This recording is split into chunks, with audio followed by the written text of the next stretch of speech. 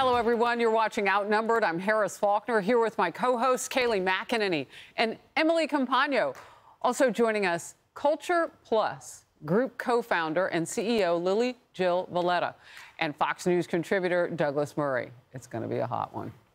The media and the left continue to complain and claim that Republicans want to ban books in schools. But what they don't tell you is what's actually inside some of those books. Well, Louisiana Senator John Kennedy went on a story read. He did that during a hearing yesterday on the so-called book bans he read. And he was reading aloud from two particular books at the center of the debate. Viewer warning here. The excerpts that he read were so explicit, we had to bleep out most of them. And that is the point. But it didn't stop Senator. The first one is called All Boys Aren't Blue. And I will quote from it.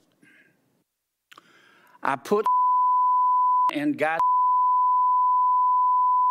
and I began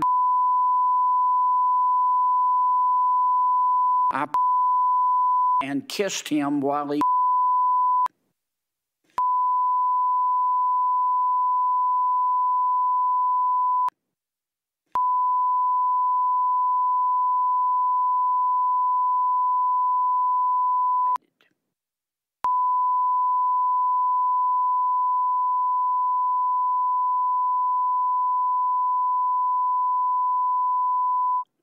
Eventually, I felt a mix of pleasure with the pain, close quote. The second is another much discussed book. It's called Genderqueer.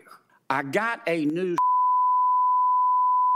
Gosh, that's so loud. All right, so all I can say about that is that if you can't say it on national television to mostly grown-ups watching, if you look at the demographics at this hour, in a school year, then how are you going to play it for kids? Emily, you were making the very point of just how outrageous it was. Not that we could hear it in other places. We can't play it here for adults. Exactly. And yet the advocacy groups want your child less than 5 years old to have unfettered access to it. Or to the senator's point, that the librarian then makes the determination what is or is not acceptable for a young child without the parent's involvement. Senator Kennedy made the best point at the end when, as the guests were sort of squirming and not answering the question, he said, you brought a problem into this chamber and you do not have a solution. And I was struck by the sort of micro jabs that they were saying. Well, that's not about erotic. That's not supposed to be, you know, it's about an invasion. It's about, you know, an assault. It's not supposed to be erotic. And these sort of explanations that have no place in the larger picture, which is, what's the solution to the problem? There wasn't a problem, by the way, before you wanted to put those books in elementary schools without parental consent or involvement. And pay attention to the headlines, by the way, because the headlines covering this are all talking about the salacious sort of content, about the senator reading such salacious content. Right. The whole point, though, is that content is supposed to be in front of your children without you knowing about it or being able to protest.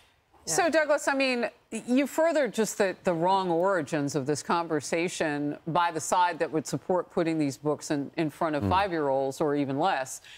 If you have to deny that something is erotic, that is meant for a 5-year-old, you have lost the argument. Yeah, you're definitely in trouble, aren't you? And look, the left that's been pushing this book ban claim, I mean, they're so keen to say this book ban thing because they can connect, you know, anyone who worries about what children read with, like, Nazis and people who burnt books in history.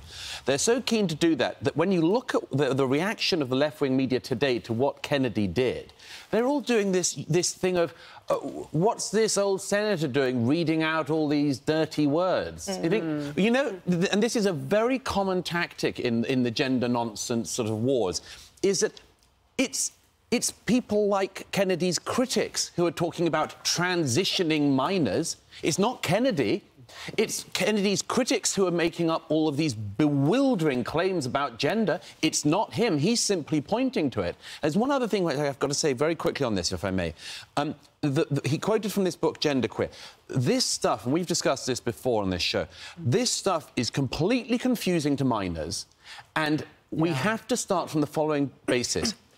gender identity is not in the eye of the child. Identity isn't something that is fixed. Identity is something children negotiate as they're growing up. And when they're told they can change sex and all of this stuff that Kennedy read out is OK, of course they're going to be affected. They're children. Kaylee. So we didn't play this portion, but the person to which he was reading after he was done said, "Those words are disturbing, especially coming out of your mouth."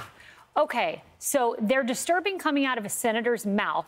I maintain it's more disturbing that those words are put in front of the eyes of a child. I've looked through a lot of these books. Down in Florida, the governor's office sent me books found all through Florida schools. Many of them have depictions of sexual acts. And in my home county of Hillsborough County, not these two books in particular, but two other books with very graphic details were found in elementary schools, okay, guys? So we're talking about 5, 6, 7, 8-year-olds. But to the left's MO, this is, number one, done by design. They do this by design. We cannot, on a mainstream television show, play those words, which are stomach-churning, which are grotesque, which are in front of the eyes of a child. We can't play it so they can deny it's happening, and we can't read you the words that our children see. So that's number one.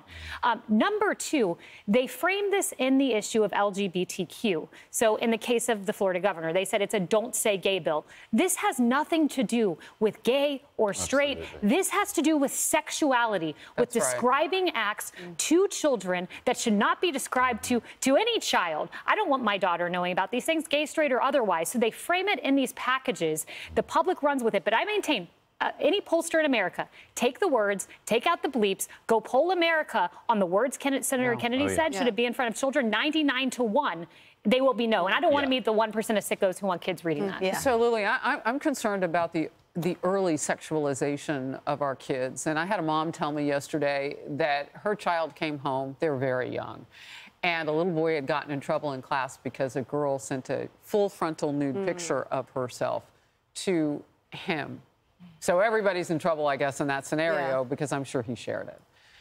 The point of all of this is, why are even 5, 6, 7, 8-year-olds at this point talking deeply about sexuality? You're right. This is not about gay versus straight. This is about something else. Exactly. And book restrictions originally were designed, before the politicization of it, to protect children from explicit content, aka stuff you have to bleep in the middle of a show right now for adults. But what concerns me even the most is that when gender priorities are taking the airtime and more of the debate than us talking about math and science, is when we will continue to fall behind.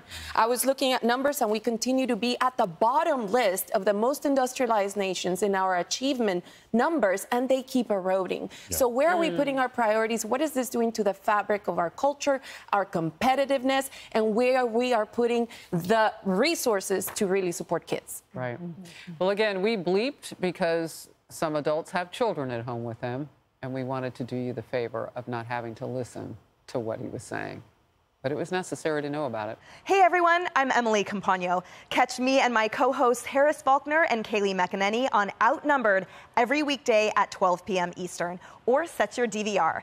Also, don't forget to subscribe to the Fox News YouTube page for daily highlights.